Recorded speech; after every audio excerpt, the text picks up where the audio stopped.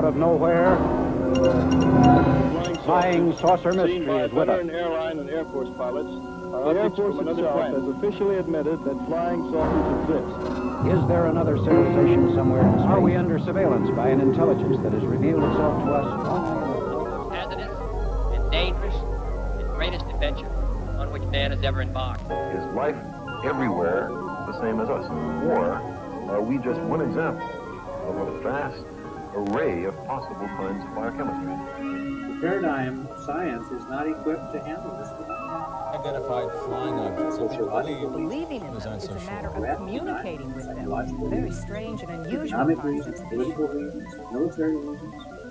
It's not a scientific issue. It's a puzzle, but it's a puzzle that's worth exploring.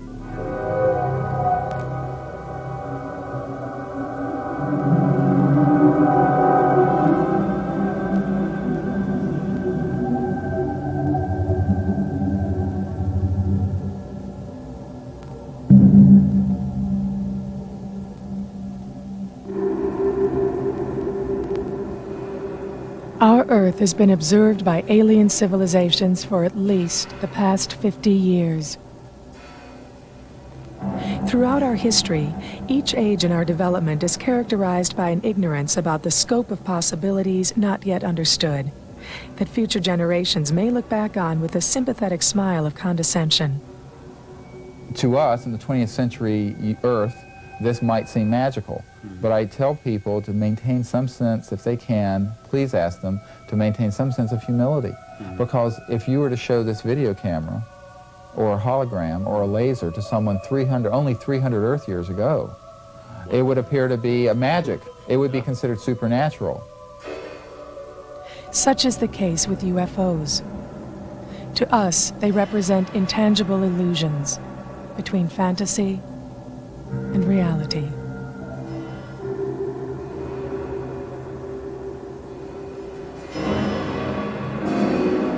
"400 years ago, the Earth was believed to be the physical center of the universe. Nicholas Copernicus, and later Galileo, challenged that belief, suggesting that the sun was the center. And still 200 years would pass before William Herschel's stellar observations, and later Edwin Hubble's classification of galaxies, relegated our sun to a single, insignificant star among billions. Only then do we begin to imagine our place in an incomprehensibly vast cosmos." I think there is a certain twilight zone of phenomena that, if confirmed, would really overthrow the entire materialistic worldview. Let me just say, as a professor of philosophy who writes professional articles and knows how to do academic research, there is in this field some incredibly good literature, very sophisticated material. There's just a wealth of information, and I would challenge anybody to disprove that. You see, anyone who says there's no evidence to study has not looked. It's as simple as that.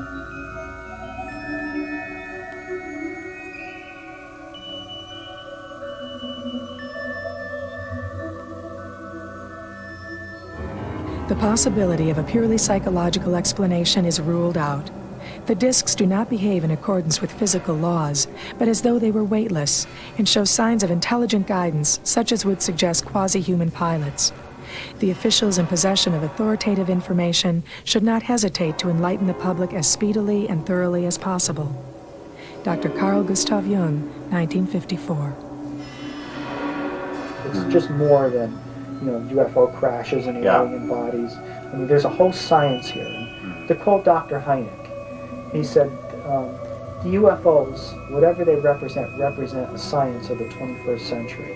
Right now, we don't have the technology or the know-how to explain what they are and how they do it.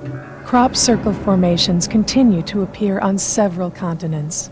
This is the beginning, a doorway opening to a new science, a new physics, a new energy, a new world. I think very much that's where this is all moving. Thousands of credible sightings continue to persist.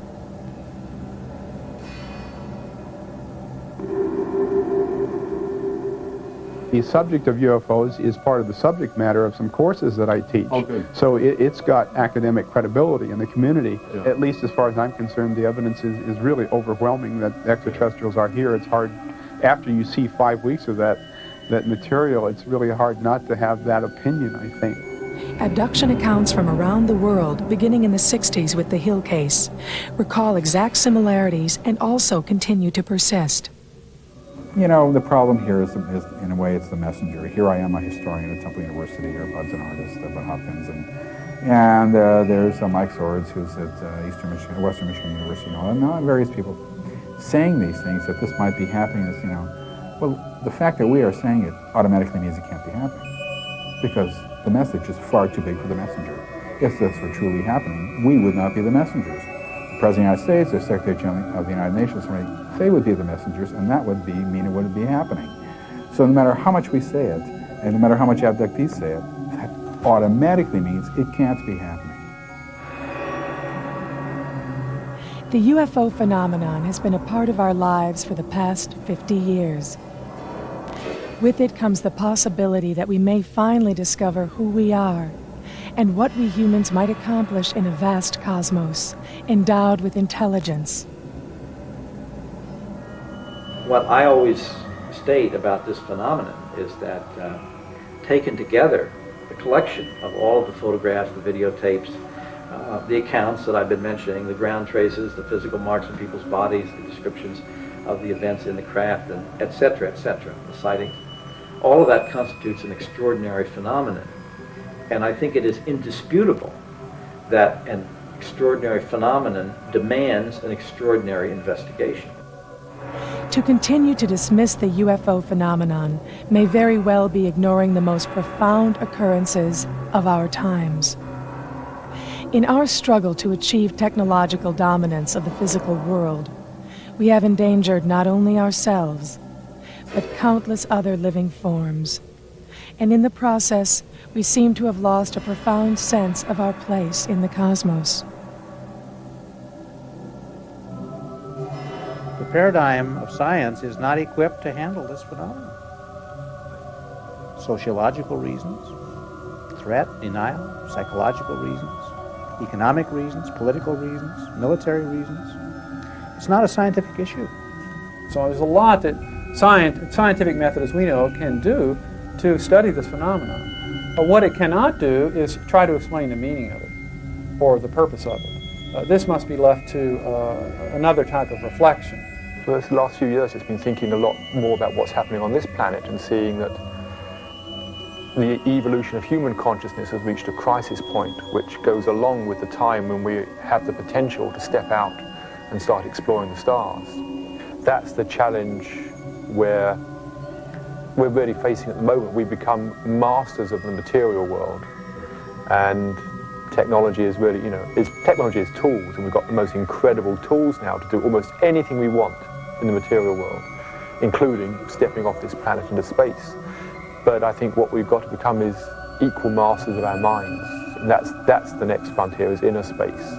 We've got to stop being victims of our fears and all the stuff that's inside us. We've got to actually become masters of ourselves, move beyond this egocentric phase, so that we can then become the true masters of our technology and use that with wisdom for the good of ourselves, the good of the planet, the good of the cosmos.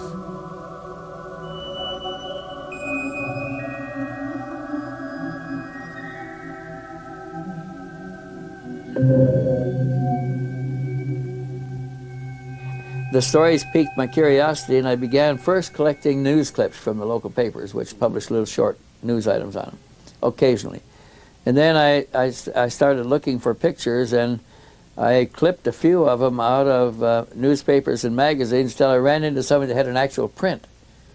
And I went to a lot of trouble negotiating with him to get a copy of that. But once I had one original print, it was easy enough to trade that to the next man and in return for his. And then I had 2 to trade, and then 4 to trade, and the collection grew rapidly when I had something somebody else wanted. And I just kept trading the same pictures over and over to others who had different pictures, and eventually everything that was out there came my direction, and I put it in the file. So at the present time, I think there's over 4,000 pictures in the files, and they're all different pictures, but it's purged, pretty well purged. I don't have any in there that I know are fakes or have strong reason to believe are fakes. Colonel Stevens began his career in the Air Force as a young fighter pilot during World War II in the Pacific. An expert in the field of aircraft technology, after the war he was stationed with the Foreign Technology Division of the Air Technical Intelligence Center at Wright Field. During his 24-year career, Colonel Stevens played a role in the negotiations which led to the Japanese surrender and served as a consultant to the Bolivian Air Force in its structural formation. Retired from service in 1963, Wendell Stevens has since earned an international reputation as one of the world's foremost UFO investigators, having published well over 20 books on the subject. His interest in the phenomenon was established in 1947 when he was transferred to Alaska and placed in charge of B-29 crews flying missions over the Arctic. When I got to Alaska, I found that my additional duty, I was assigned there as an assistant base operations officer, completely out of my specialty. My specialty was technical engineering.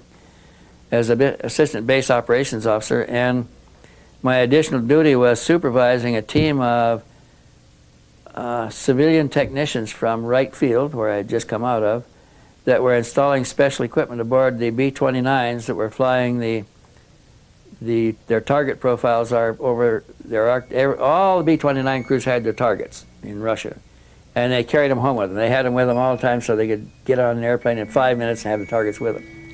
They were required to fly a profile mission on their targets over the Arctic in Arctic airspace and their Arctic conditions at least once, and every crew was rotated through Alaska to do this. My team was installing special equipment to look for anomalous aerial phenomena, is what the Russians were calling it. We were calling them flying saucers. We were looking for surges in the electrical system. We installed surge detectors in every system on a B-29. There's 5 or 6 different electrical systems. We installed magnetic detectors in the lines. We installed cameras in positions that didn't have, all the gun positions on the B-29 already had 60-millimeter cameras in them. But we installed other cameras that looked forward and looked aft. We had handheld cameras. We had even 35-millimeter movie cameras and a big 70-millimeter movie camera that could be used. And they also had a Fairchild 8x10 camera that was a big thing like this. It took a picture on an 8-inch by 10-inch negative. So all of that stuff was carried aboard the airplane, and after the operation people briefed the crews, then after the weather people briefed the crews, then the Coast and Geodetic Survey people briefed the crews, then I had to brief the crews on the equipment that my team had put aboard and how to use it and what it was for. And if they got anything when they came back, they were debriefed in the same order, and if they had experienced anything, they'd be turned over to me last, and they'd tell me what they experienced one by one. And while they were doing that, my crews would be downloading the cartridges, cassettes, and film cans and all of those things we had. And if they had had an experience of any kind that was unique and important, the data would all be boxed in a metal box looked like a little footlocker, about that long and about that wide and about that high. And that was padlocked on a lieutenant's wrist and flown out to Washington every night on a courier. And he had to go to a certain office that had a key to take it off to unlock him and turn him loose. And they kept the box and sent it back on the next courier flight. We had several of those, and this was how the data was transmitted to Washington. We never had no way to read it. We couldn't develop that. We could, but they weren't allowed to develop the film, to read the tapes, to look at the movie camera film. Nothing. But you were hearing stories. Well, we'd hear the stories that resulted from the action that was on the film, but we never got to see any of it. So there were some real interesting stories about seeing objects sitting on the water, submerge and disappear as the B-29 came along. Other times they'd take off and fly away. Once was seen to come to the surface and emerge and fly away. They saw them take off from the ice surface of the ice pack up there, the snowfield. And these are big objects, 100 feet in diameter, that have no ground support equipment. You know, to get a B-29 airborne in the Arctic in the wintertime, it takes a field of equipment around the B-29 as big as the B-29. Well, here were bigger craft sitting on the snow up there with no ground support equipment that take off and fly away at high speed. And that puzzled our senior leaders a good deal, because they wanted to believe that it was a Russian innovation that had come out of the war, that they didn't want to accept the idea that it might be extraterrestrial. In fact, I was almost alone in that idea. Most of the time, I'd tell my boss that I thought they were extraterrestrial beings, and he'd laugh and he'd say, they can't come here from there and go back. Why would they come? Because cosmic distances are too vast. You know, if it's going to take you 50 years to get someplace and 50 years to get home, who's going?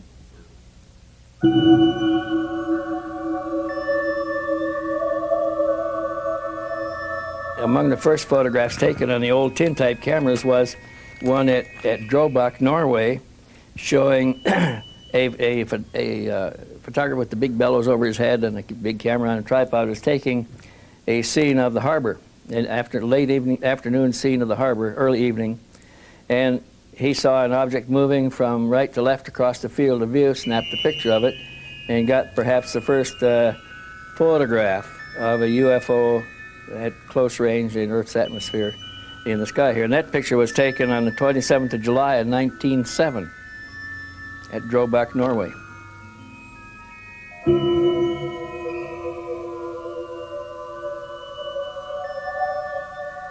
The next picture of importance, and probably the second or third picture of UFOs taken, was photographed by Mr. Alfredo Fandricas, a weekly news magazine reporter for a paper in Fatima, in Portugal.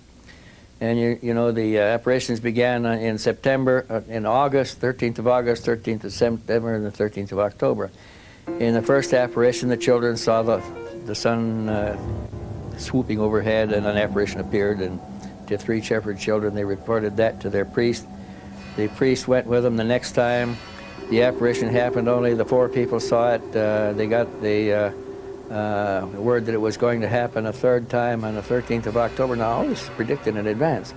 And by the time of the third anticipated apparition on the 13th of October, there were 12,000 people gathered in the fields there. When the object appeared, it was brilliant, came through saw a spot, and it emerged through the underside of the clouds. It was rotating on a vertical axis, began to swoop over the heads of the crowd like this, making low passes back and forth over the crowd.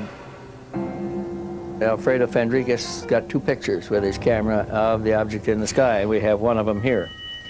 It shows up as a brilliant ball of light below the clouds. It's a tin type, so it's not the sharpest picture of all.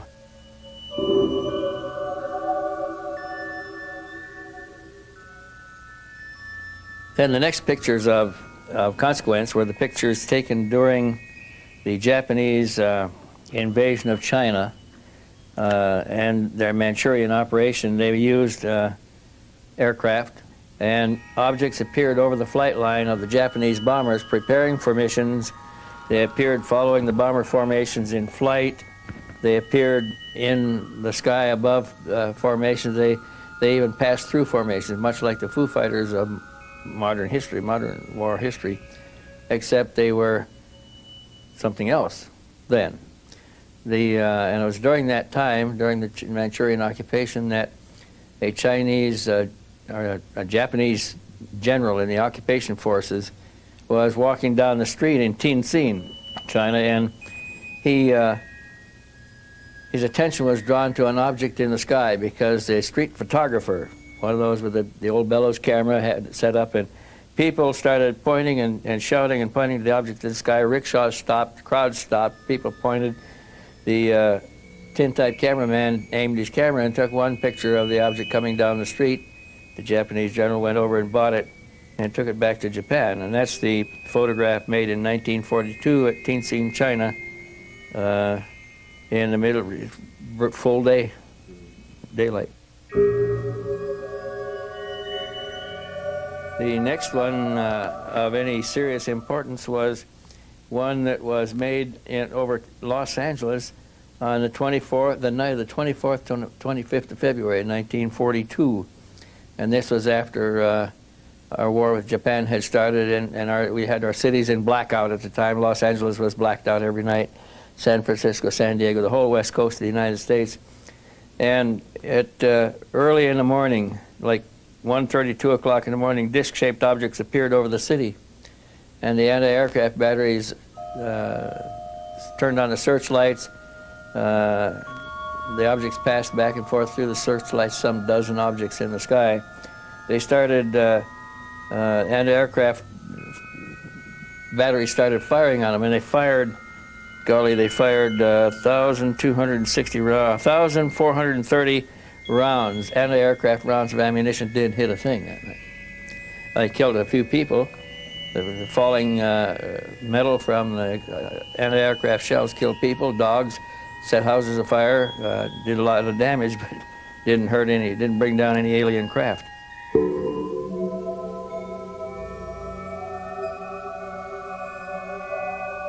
The next one of serious importance, again, was before, well, it was after Kenneth Arnold described flying saucers. Yeah, that was in 1949. But the next photo event of interest happened on the 17th of March in 1950 at Farmington, New Mexico, when on that day, Mr. Walter Rogel, managing editor of the Farmington Times, published news on the front page of his paper, "Huge saucer armada jolts Farmington." Now what happened on that day, the town's population of about 5,000 people then, looked up and saw spaceships, circular, disc-shaped, metallic disc-shaped craft with domes on the top, passing over their city. They were changing position within the formation like a flock of bees or birds. They did not maintain a regular established formation. It was just a large gaggle of objects that flew over. Hundreds of them flew over for almost 2 hours, and the same thing happened the following day. One picture escaped collection by the military people that went there and canvassed the houses. They took all the pictures, took cameras, but somebody had in town, left town after taking the photographs and took one to Durango, Colorado, where he turned it into the Durango paper, and Durango published this one photograph. Shows about 7 or 8 of the objects in the sky, 5 of them in a loose formation at lower level, and 4 or 5 at higher levels beyond it.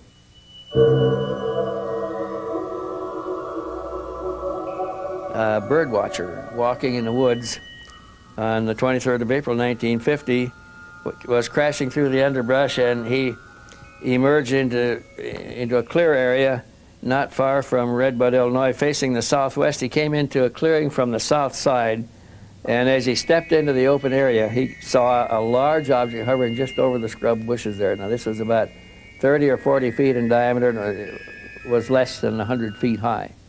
It was below the tops of the trees. And as he stepped into the clearing there, it started to move. Slowly at first, and then faster and faster. He had time to open his reflex camera, where you look in the top, and they're hard to sight in because the scene moves the opposite direction once you move the camera. And he got it open and got one picture, and by the time he could roll the film and get set up again, it had moved so far away he was afraid he wouldn't get it. He snapped the picture. He got a little dark spot in the sky, but it was not very definitive. It was just a dark smudge leaving. The first picture was a good, sharp, clear picture. And he turned it over to the local newspaper, and it was published on the paper. And a few days later, he was contacted by a newsboy who was throwing papers that time of day down the road in a rural area. And the newsboy said that he saw the object coming from the direction of the woods, heading down the highway at about 4 times, 5 times the speed of an airplane. And he looked up at it and saw it, and down the road a little ways, he came on a man and his wife working on the roof repairing it, and he said, "Did you see the thing that just went over?" And they said yes, they had watched it also. So there were other observers that corroborated Dean Morgan's story, and they came out in news reports the following day. So that was an interesting sighting because it represented a type seen rather close up and photographed within 100, 150 feet, 200 feet of the camera.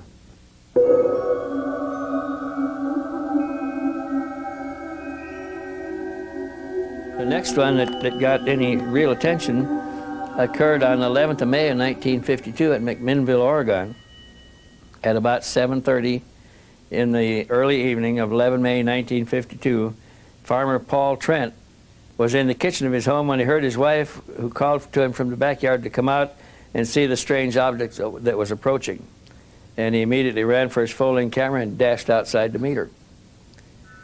There against the low overcast sky, he saw a circular dome disc with a tower on top of the dome, a raised cupola. It was moving fairly slow.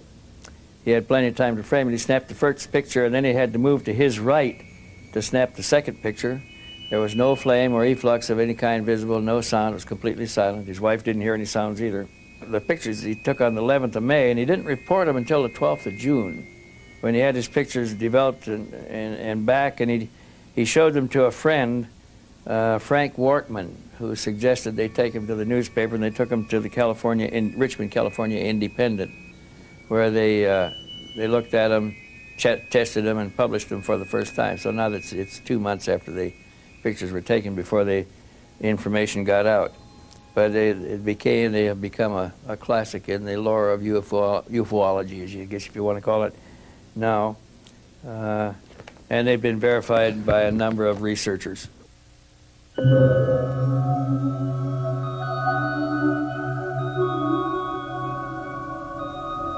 My hypothesis is that these people who are driving these UFOs, or at least the people who designed them, have a technology that's more advanced than ours. I mean, I think that's obvious, that they're more advanced than our technology.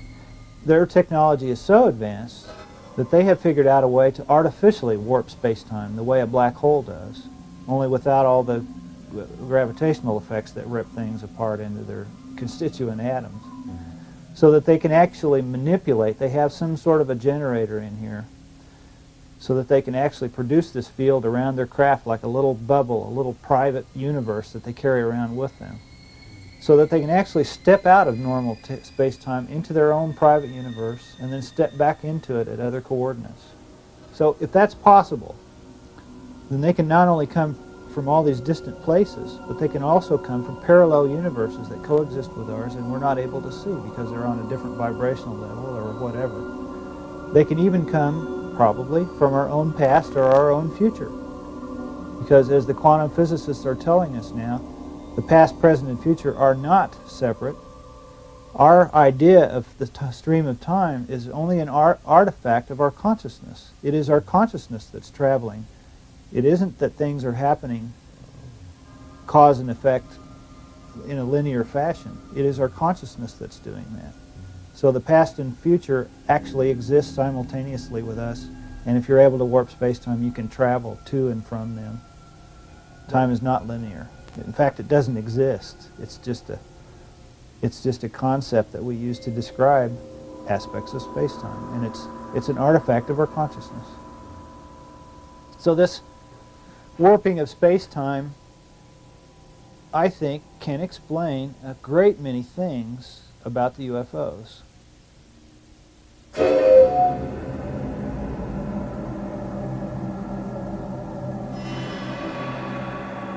Some remarkable UFO photographs from the early 1950s were taken by George Adamski through his 6-inch telescope near Mount Palomar, California. In many respects, Mr. Adamski can be considered a pioneer in this field, also claiming to have been in contact with the occupants of the craft.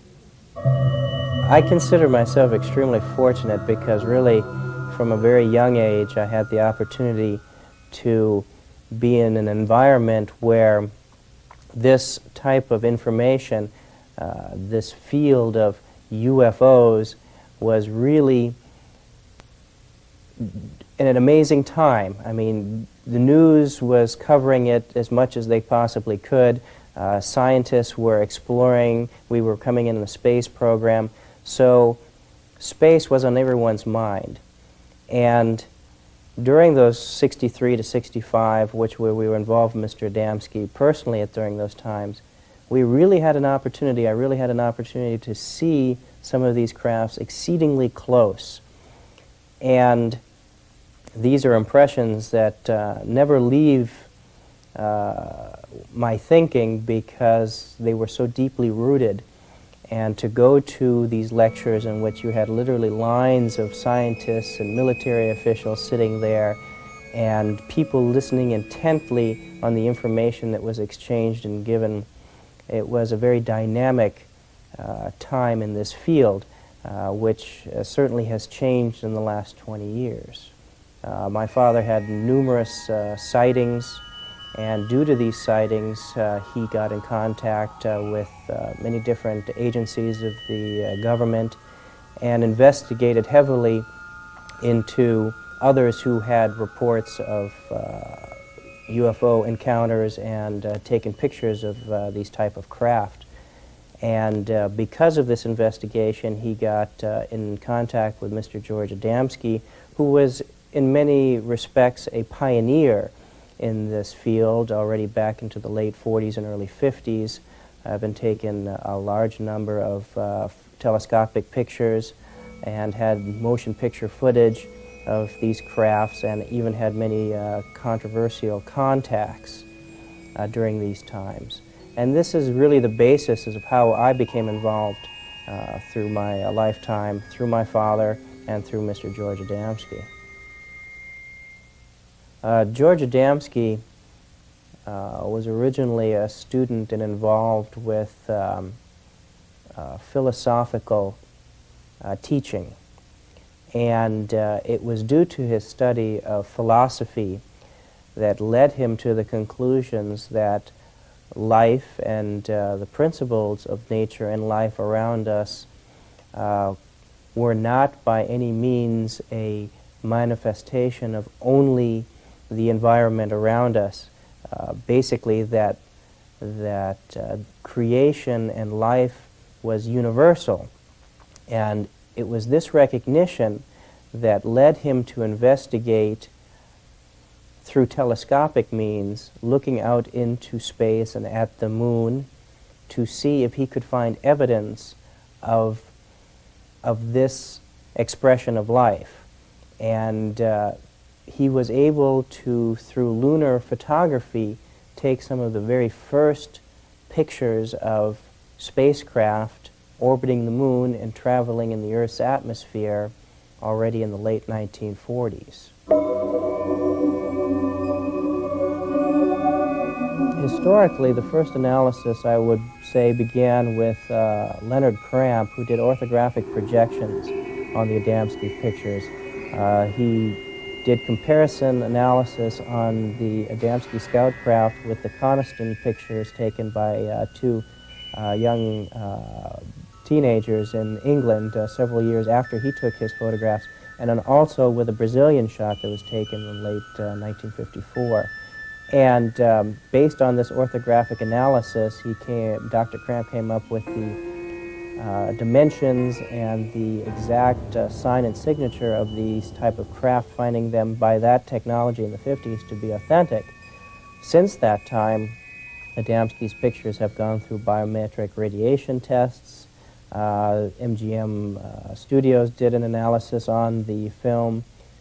They've gone through each decade of technology's analysis, and they have been always found to be authentic and to be some of the best pictures ever taken. And I think one of their strong points was that they are taken 40 years ago, long before the computer technology that we have today, which certainly can composite any type of picture that we wish to.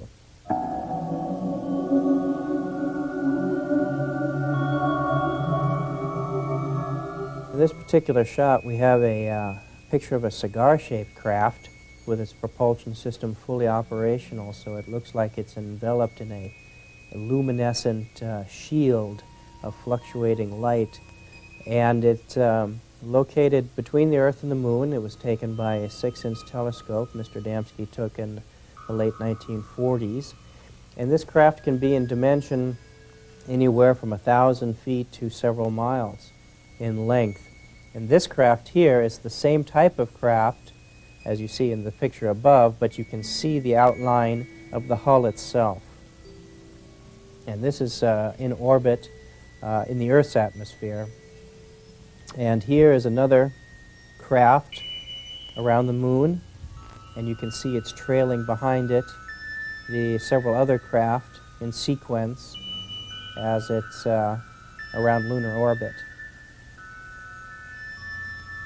And here we have another shot around the moon, and you have here half a dozen craft in formation flying along the surface of the moon. In early March of 1951, through his 6-inch telescope, George Adamski was able to photograph a remarkable series of 4 photos as the large carrier-type craft was releasing 6 scout craft.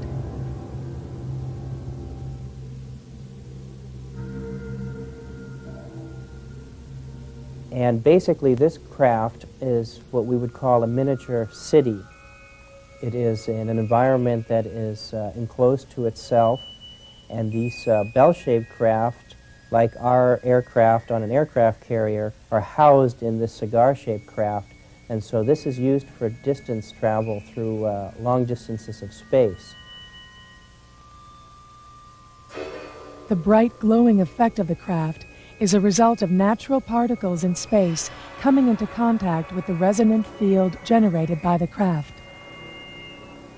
This effect can also bend the light waves entirely around the craft, causing it to disappear from view.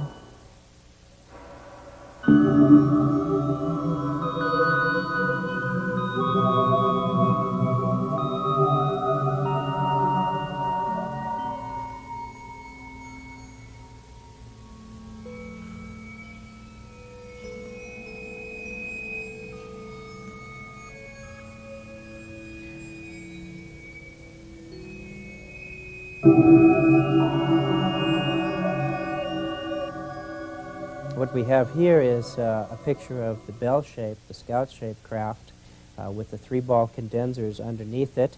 The condensers are a means in which the polarity, the electromagnetic polarity, can be shifted direction, and it's set up triangularly, so by shifting polarity from this angle to this angle, the craft maneuvers in a 3-dimensional field.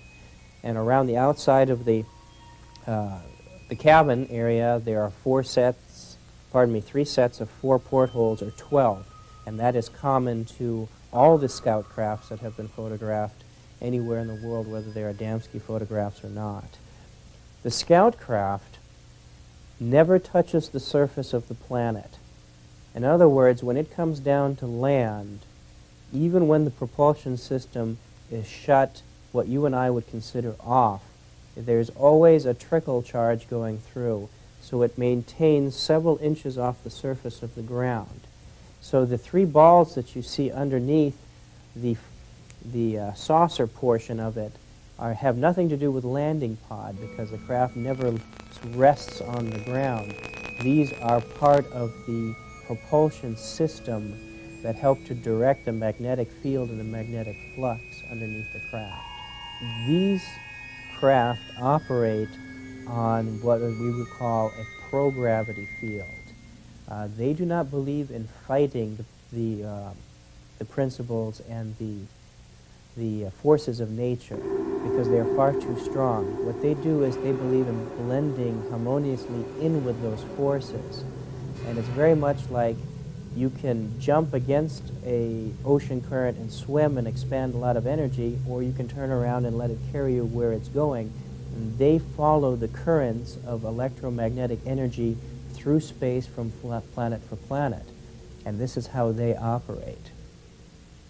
Although George Adamski may be better known for his pictures of extraterrestrial spacecraft, he was far more concerned with letting people know that it wasn't just the existence of these craft that was important, but actually who was behind it and the reasons why these people come to visit us.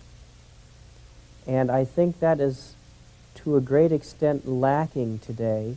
We hear so many stories of all types of interaction and contacts that are of a fearful or harmful or aggressive nature. And this is exactly contrary to what George Adamski spoke about and what his life work was really concerned with doing, and that was to educate people into the purpose behind these contacts and the reasons that they came to talk to us and the benefits that we as a civilization can derive from interactions with these extraterrestrials. Well, I think I've always been interested in the possibility of extraterrestrials, and I think through my own work with meditation, spiritual investigations, I've come to the conclusion that one thing that all creatures in the universe share is consciousness. All beings, all living beings. We may be different, totally different biologically, I mean, but ants, amoebas, whatever, one thing we all share is that we are conscious creatures. The nature of our consciousness, what happens in our consciousness, may vary enormously, but that seems the common ground, the common bond between us and any other species there may be elsewhere in the universe. And I just, for the last few years, just been thinking a lot more about what's happening on this planet and seeing that the evolution of human consciousness has reached a crisis point, which goes along with the time when we have the potential to step out and start exploring the stars. And it seems to me that any species which gets this far has to take some sort of cosmic intelligence test, which says, are you really intelligent? Are you really wise enough to be able to use your technology for the good of the cosmos, rather than just for your own ego needs? And that's the test we're facing now. And if we fail that test, then I think we will wipe ourselves out or put ourselves back to the Stone Age or something like that. Conversely, if we get through this time and develop the capacity to begin to travel, whether it's materially or psychically, across space, we will have proven that we can move beyond this egocentric phase of consciousness. We will be, to all intents and purposes, saints, wise beings, whatever you want to call it. So conversely, I feel any species that has developed the ability to be in contact with us here, again, either physically, psychically, whatever, must have gone through that itself. It must have passed its own cosmic intelligence test, which means, as far as we are concerned, they must be the level of consciousness of angels or whatever. I think all the stuff about extraterrestrials being malevolent beings, they're coming here to zap us with ray guns, all that stuff is just a projection of our own fears, of our own ego, of our own warlike nature, which we've got to transcend. Any extraterrestrials must have transcended that, or they'd have wiped themselves out.